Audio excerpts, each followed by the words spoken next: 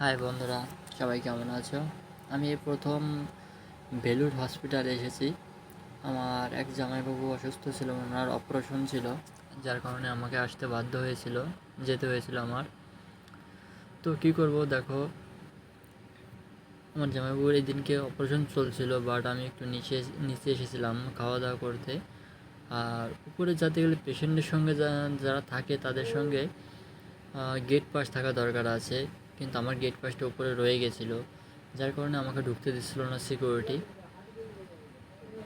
তো আমি বাইরে ওয়েট করছিলাম, আমি ফোন করে বলেছিলাম গেট পাস নিয়ে আসছিলো। আর দেখো এইখানে এই হসপিটাল যতটা বড় এবং প্রত্যেক ফ্লোরে যতটা হাইট গেছে, প্রত্যেক ফ্লোরে করে একটা করে ক্যান্টিন করা আছে, যা প্রত্যেক ফ্লোরে ক্যান্টিন পাওয়া যাবে, খাবার দাবার কোনো অসুবিধা হবে না। হাসপাতালটা করেছে খুব উন্নত, দেখো খুবই উন্নত মানের হাসপাতাল করেছে, কত সুন্দর গার্ডেনও বানিয়েছে এখানটায়, দেখে খুবই মুগ্ধ হয়েছি আমি। বাট প্রথম এত সুন্দর আমি হসপিটালে গিয়েছি, বাট আর এখানে অধিকাংশ 100 ভাগের মধ্যে 90 ভাগই বাংলাদেশি লোকই এখানে চিকিৎসা করতে আসে। ভারতের লোক খুবই কম দেখা যায়, বাট এখানে 100 ভাগের মধ্যে 90 ভাগই বাংলাদেশের লোকই এখানে চিকিৎসা করতে আসে। কিন্তু আমি প্রথমবার গিয়েছিলাম।